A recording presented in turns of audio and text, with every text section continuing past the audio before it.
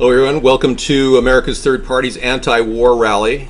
I'm David John Sponheim, and we are putting together a plan of action to end this crazy attack on Syria that Barack Obama and John Kerry are promoting. I want everyone to know that the power of the people is still speaking out very loudly. American people do not want a war in Syria, and we've done everything we can to stop it, and the polls spoke for themselves. They went from everywhere from 78% against the war to up to 90%, some of the polls were showing. And we have a plan. We have a plan at America's Third Party to bring our troops home and actually do something else, end the Federal Reserve. Because what's happening right now in our country is we have the cost of war crippling us. I mean, the war in Iraq and Afghanistan cost us $1.6 trillion. It's virtually bankrupting our nation to go to war. Peace is a lot cheaper and a lot more cost effective and economical for our nation. Yet these guys want to launch Tomahawk missiles at Syria, which will ultimately cost us $1.2 million per Tomahawk. And I'm sure that the damage will involve innocents. Collateral damage will involve innocents. And that's not going to solve Syria's problems. In fact, what it does is creates a potential problem for America. The possibility of a nuclear war ensues. Now, everybody surely knows what really matters to them is their money. Your money is something that's going to really be affected if we have a war with Syria. What could happen would be the possibility of Syria could affect shipping lanes to Saudi Arabia and the Gulf Coast states. We could have a cutback in imported fuel. Our nation could face a gas shortage, and therein would be a thing that would affect your money. The cost of gas could go up to $8 a gallon because of that. So when it hits you in the pocketbook, you're going to stand up and say, yeah, what's going on? Well, the Federal Reserve is affecting our country as well. The Federal Reserve is costing us dearly. When they printed up all this money with QE3, we're talking $85 billion a month going out to the mortgage-backed securities, and they continue to print that money up out of thin air. What happens is they're printing up money out of thin air, and the American people lose value in their pockets. You see, it's diluting the value of your money, so your money is worth less and less as the Federal Reserve prints up the money. So ending the Federal Reserve is going to help your money stay your money. Ending the Federal Reserve is going to get our money back and hold the money down in the Treasury where it belongs, where the Congress has designated the Treasury should handle our money and your money. So your money is really your tax dollars and all of the things that are costing us dearly to fight these wars. Barack Obama signed the NDAA, National Defense Authorization Act, giving a budgetary allocation to the country that amounts to about $662 billion. That's how much money he's going to be spending this year alone on the military. $662 billion. Recently, it was revealed that the NSA and the CIA are costing us $52.6 billion.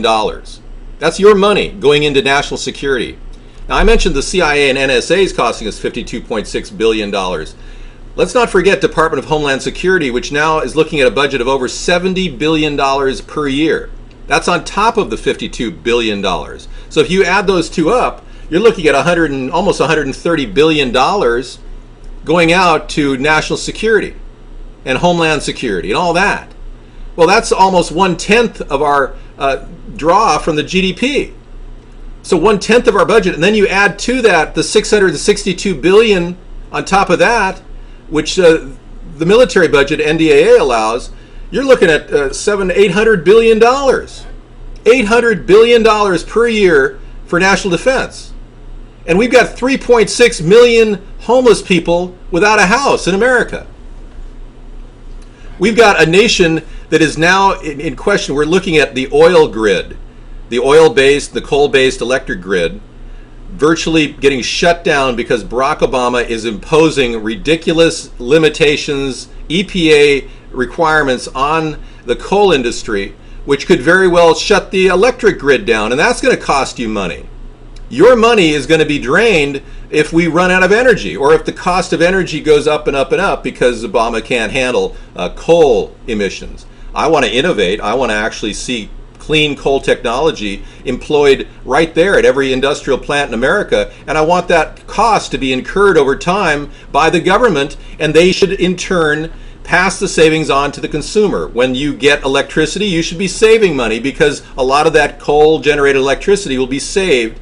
The money going into coal will be reduced because less coal will be used to generate electricity. We also need to lean more on renewable energy sources. Obama hasn't done enough to limit the amount of drain our economy is experiencing from the oil and coal industry. And I believe that we could innovate and lower the cost of fuel, get better solutions, zero-point fuel alternatives that could easily lower the cost of electricity. You're not hearing that from the Democrats or Republicans.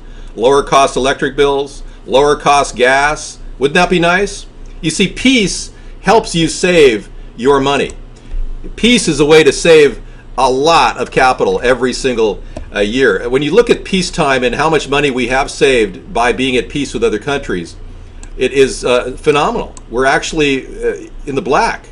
But when you look at the cost of war and how it's degraded our economy, you see it's opposite to what most people think. Most people think that starting a war like World War II helped our economy. It's not the case. What happened was FDR didn't understand that the New Deal had to be downsized. He didn't put any measures in place to monitor and reduce the cost of waste in our government. We have a tremendous amount of waste, rip-offs, illegal aliens sucking off our social security system, food stamps going out to non-U.S. citizens left and right. These are things that need to be put in check, and I believe that a good steward of our economy will automatically make cutbacks in areas that don't affect the American citizens, that will only affect non-U.S. citizens first and foremost. We want to cut back on the rip-offs and fraud going on. One of the things that's draining our budget right now is the Earned Income Tax Credit. Non-U.S. citizens are taking in close to $16 billion in money from your tax dollars going back to them. Non-U.S. citizens, mind you, $16 billion draw, and the Democrats think that that's a good way for them to get ahead, the non-U.S. citizens. Plus, there's all these other scams that are going on left and right in our economy. So if we get rid of the scams, we'll begin cutting the waste and trimming the tremendous amount of overspending that's going on in our budget. There's a reason why the Democrats and Republicans don't get along. It's because it's all a design. It's a design that's been around a long, long time. This plan to control our minds, making us think that we've got two different sides of the coin doing the questioning back and forth. Well, it's really, it's a ruse. It's basically something that they tell us is going on, but it really isn't the real reason we have this hostility between the two parties. What's really going on is both parties agree on huge kickbacks to corporations. Both parties agree that they need to extend war. Both parties agree that they need to continue robbing from the American taxpayer. But they disagree in public areas on getting rid of government waste, because they both have their fingers deep in the till of the government budget. Both parties are sucking up all the money they can from donors who are saying, you got to get me some extra money for Lockheed Martin, and you got to make sure the legislation helps us out, if you know what I mean, wink wink. And the congressmen are like really easy sellouts. A lot of them are just on the take, and they'll do whatever they can to help those corporations. And that's why they're not able to cut the budget in the military from $800 billion down, and they're not able to make the necessary social cuts, like cutting non-U.S. citizens from the Social Security payroll and the food stamp payroll. These simple fixes in our economy will generate enough capital to get the engine of our economy rolling again. Now, I talked earlier about how I want to build an infrastructure bank offering 2% loans to U.S. businesses hiring U.S. citizens at a living wage. Now, that's a direct connection to the discount window at the Treasury. We end the Fed, and we automatically give the Treasury the ability to make these big decisions and offer infrastructure loans of 2% to American businesses. I can think of numerous businesses that would profit from this, and even companies like Walmart might see this as an opportunity, seriously, of an expansion. You never know. I mean, Walmart's the largest employer in America, 1.5 million employees. I could see them growing even farther if they had an infrastructure bank loan, but they'd have to offer their employees a living wage. It would almost force their hand in the issue that's currently facing Washington, D.C. and the Walmart strike that went on. They want to raise the minimum wage in D.C. to $12.5 an hour. That's something that they want to do, and Walmart won't have anything of it. But if Walmart had an incentive of offering 2%, that would be a good thing for our economy. You see, peacetime is good, and if we just got a hold of our nation's dollars and got everything consolidated here in America and got our troops home, we'd have a much better approach at stimulating our economy, and a lot of us would have a lot of discretionary income that we could easily spend money on. Now, I'm going to tell you something that's going to shock all of you and wrap things up for tonight in the anti-war rally. The most important statistic I gleaned from a lot of fact-finding was over the past 4 years, with TARP 1 and TARP 2 and QE 2 and QE 3, the government has basically given Wall Street $6.1 trillion. This is on top of what the Federal Reserve has loaned out, the $17 trillion. That $6.1 trillion went out as part of a stimulus package to Wall Street.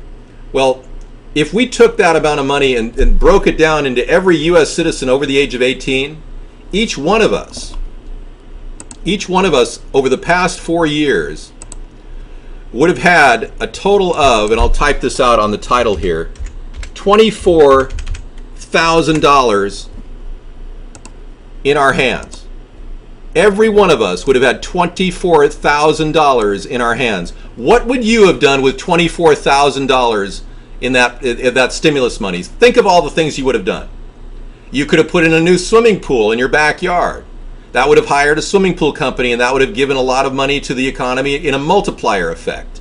Those people who at the swimming pool company would have been spending money with the money that you gave them, and then that money would have begot more money. That would have been a multiplier effect. Or you would have put in an addition on your house, or maybe you would have paid off your bills and lowered your personal debt so that you wouldn't have to pay all that interest to the corporations who are getting richer and richer and richer. There's a reason why our economy is stalling, folks. We've got a president who wants to start a war, and he doesn't understand that our troops need to come home to guard our borders, and we as a nation need some stimulus money. Even Muammar Gaddafi in Libya gave every one of his people about $690. Strangely enough, right around 2008, Muammar Gaddafi did do that.